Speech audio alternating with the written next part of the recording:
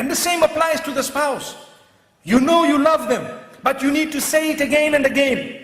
Like we got to the food moments ago, and you need to say this food is, mashallah, it's really, really great. Even if the salt is a little bit more. Because sometimes, as I was saying, she spends so much time bringing it in front of us, and we are worried about how it's smelling, number one. And number two is we say, as we taste it, the salt is too much, no? Salt is too much, no? What are you talking about? She just looks at you and her face flops. I've been at it for 3 hours here, 4 hours. I've been busy with this for so many months. And what is she going to say? Next time I'll try a bit better, a bit harder. That's if she's a good woman. If not, she'll say, never going to cook this again. Typical. It's typical. Never going to cook this again. And if you have someone who's very witty, the next time there's salt to be put in, I'll call you to put it. So we need to praise the cooking of our wives. We need to praise their dress code, especially. For example, I can let you know something that has worked for some people. Where you find some women, they don't like to dress appropriately, so the husband sometimes wants to tell them something. There are 2-3 ways of doing it. You can either say, this is very bad, I don't want you to wear this, and you might have a response. But if you want a response from the heart, what you do is, you tell them, the other dress looked much better than this. You see, so you are praising one thing, and that praise is not there when the other thing is there.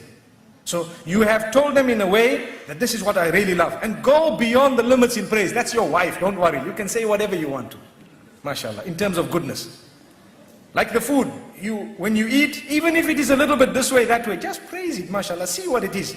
Praise the effort at least, MashaAllah, Let me tell you what has happened once. They say the Imam in the masjid said, in fact, 2 things have come to my mind. The Imam in the masjid said, you need to praise the cooking of your wife, just like I said now.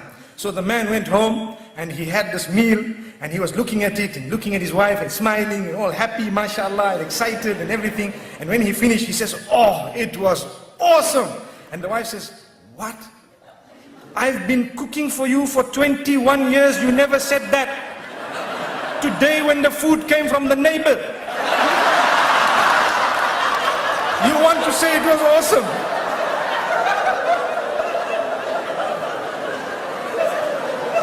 So he says, oh, I'm sorry about that, I didn't know.